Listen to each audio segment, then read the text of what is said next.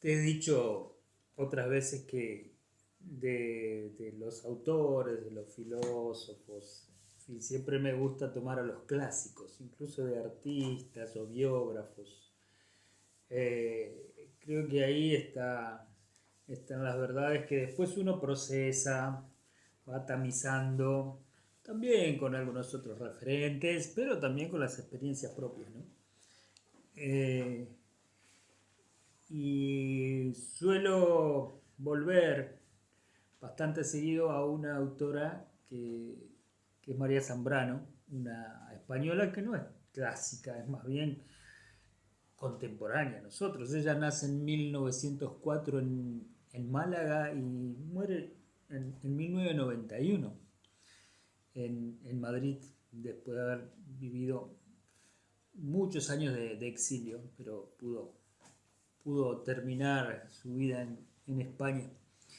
Eh, Me interesa ella porque aparte de ser una filósofa muy interesante, además fue una buena escritora y poeta, ensayista, entonces no solo está en el contenido, sino está en la forma de decirlo, la belleza de su escritura, así como pasa también con Derrida, por ejemplo. Y bueno, y ella tiene una descripción muy interesante sobre los tiempos, ¿no? Porque bueno, esto del tiempo así parcelado, volvía a ella cuando que tenía por obligación que organizar todo el cronograma de materias y dentro de las materias los temas que había que darle a los alumnos y ahí están necesariamente los plazos a cumplir y es una cosa atrás de la otra y yo pensaba, y estos tipos encima, así como tienen mis materias, tienen otras materias de otros profesores y todo junto, todo simultáneo y encima después se van a su casa y tienen que hacer las actividades para después que podamos corregir, evaluar y encima la mayoría trabaja con horarios y con jefes y con magros sueldos y demás. Y digo, eh, ¿qué calidad tiene ese tiempo? Si no es, bueno, el aprendizaje en sí ya implica una calidad, ¿no? En esos años de estudio que solemos tener cuando seguimos una carrera formal, pero así no la siguiéramos de manera formal, todo lo que estudiemos. ¿Eh? Porque, ¿qué pasa? Nos parcelan en cuadraditos contenidos por ahí humanísticos o que tienen que ver no con el tiempo ese del reloj, ¿no? Aquello que, vos calculá cuando se inventó el reloj, poner que en Occidente, hablemos del año 1200 y pico, Edad Media, después los renacentistas pusieron todo en esas cajas virtuales. Es muy interesante la definición de reloj que hacen desde lo etimológico de la Real Academia, que habla de un instrumento para resumir o representar el tiempo imaginado por el hombre. Porque en realidad ese tiempo dividido en horas, minutos, segundos, días, semanas, meses, años, etcétera, es una entelequia, es una invención, una abstracción humana para poder decir cómo van transcurriendo las cosas. Bueno, hasta ahí, ponele todo bien. El problema es que después en el presente se te fueron agregando cada vez más cosas y más cosas y más cosas en ese mismo parcelamiento de tiempo, porque el sol sigue saliendo y se sigue poniendo en el mismo tiempo, más allá de que cargues de cosas y de actividades tu vida. Y te decía, me parecía interesante volver a refrescar esto que hablaba en forma entre filosófica y poética María Zambrano sobre los tiempos, porque ella hablaba, bueno, del tiempo tradicional, que le llama el tiempo histórico, ¿no? Ese tiempo consciente, el tiempo de vigilia, digamos, ¿no? Histórico porque, bueno, uno va acumulando un hecho tras otro, como hacen los historiadores, cuando te cuentan la historia cronológicamente. Pero ella lo contrapone a eso, a por ejemplo, un tiempo que ella le llama el tiempo mítico, para que se entienda sería el tiempo onírico, el tiempo de los sueños, ¿no?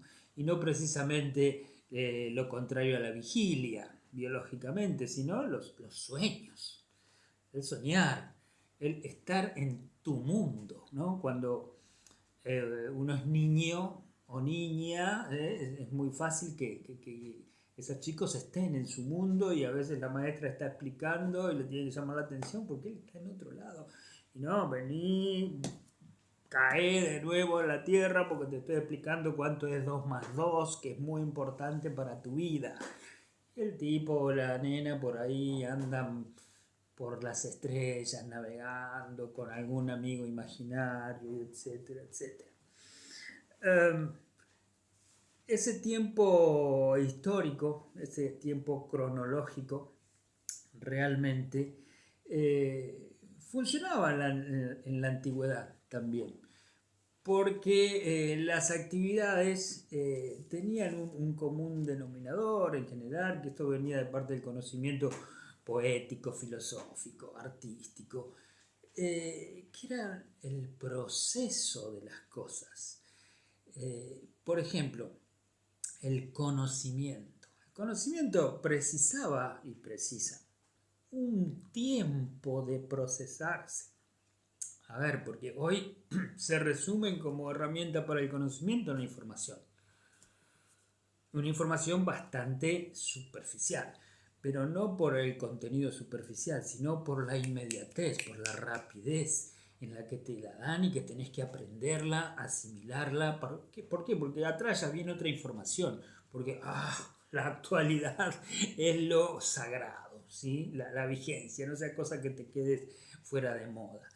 Entonces, ese proceso requiere un tiempo que no es el mismo tiempo para mí, ni para vos, ni para un alumno, ni para otro, ¿sí? Porque tiene que ver con nuestros saberes previos, por ejemplo, y con de qué manera encaramos la experiencia para que procesemos y asimilemos esa información. Es decir, recibo una data teórica, la pongo en acto, la practico, como en un tema de arte o de diseño. La tengo que poner en práctica en taller. Y de esa relación de lo empírico con lo teórico, voy a adquirir el conocimiento. ¿Y qué es adquirir el conocimiento? Conjugar, mezclar esa información nueva, tamizada por mi puesta en acto, ¿sí? Por llevar a la realidad concreta, a lo artesanal, esas ideas que son una abstracción, porque son palabras o lectura. Conjugar eso presente con mis conocimientos anteriores. A partir de ahí, como proceso la información, no es lo mismo como lo procesas vos o esa misma data, como le pega a cada uno. Y en función de eso vamos a hacer nuestras versiones de todas las cosas que vengan después o que hagamos después, producto de un montón de esos conocimientos adquiridos y experimentados, sobre todo. Zambrano decía que el artista es el único que todavía, el verdadero artista, el que vive como artista, aunque no necesariamente haga arte, puede ganarse la vida de otra manera. Es el que combina, decía ella, ese tiempo onírico, ese tiempo mítico con el tiempo histórico, en una mistura virtuosa, digamos, ¿no? Y por suerte están los poetas para explicarnos estas cosas de manera no tan obvia, sí, sugerente, sin terminar de decirlo todo, para que uno pueda a partir de ahí construir y deconstruir esos mensajes, ¿sí?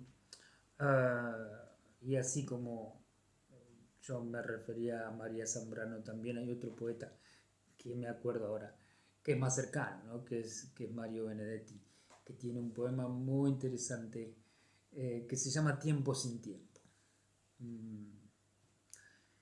Si tenés tiempo, búscalo, a ver qué te parece.